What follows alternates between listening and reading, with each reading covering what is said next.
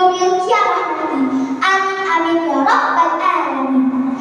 Jamaah, oh jamaah, alhamdulillah.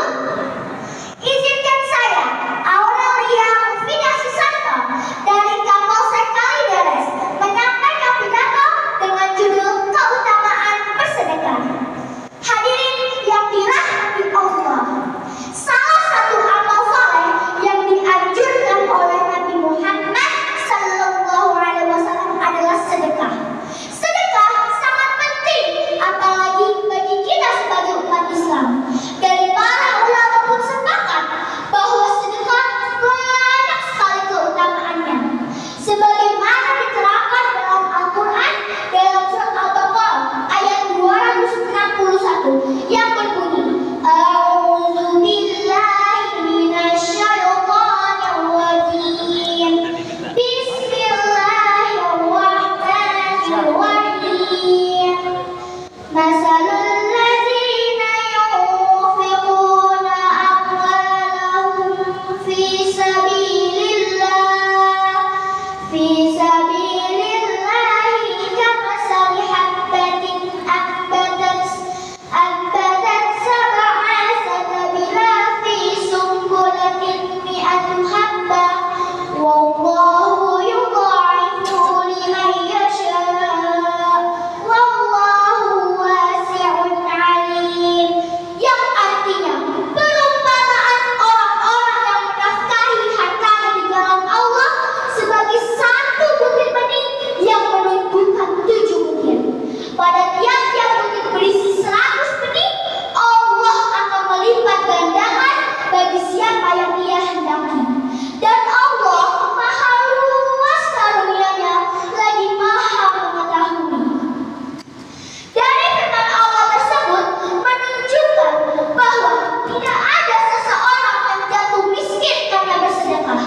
Justru karena bersedekah, Allah akan melipat gandakan sedekah yang telah kita berikan.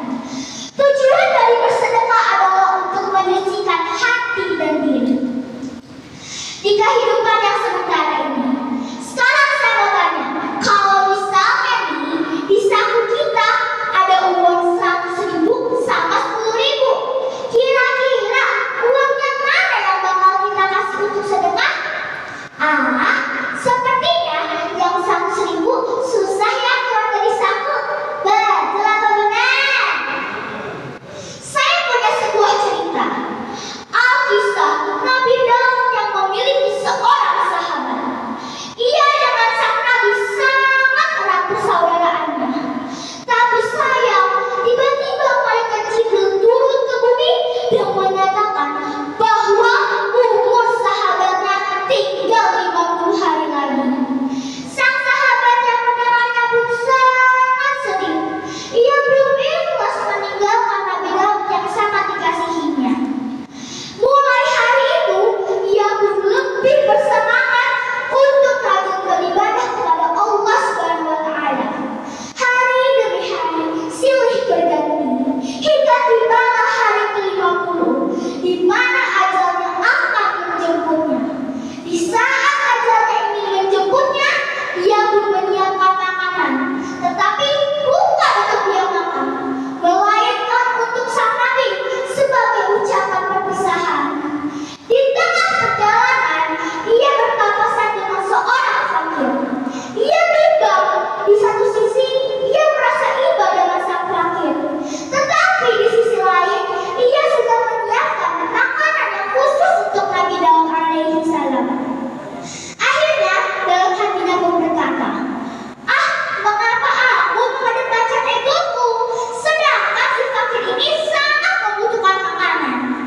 Akhirnya ia menggulurkan tangannya yang berisi makanan dan sang fakir pun menerimanya sangat gembira.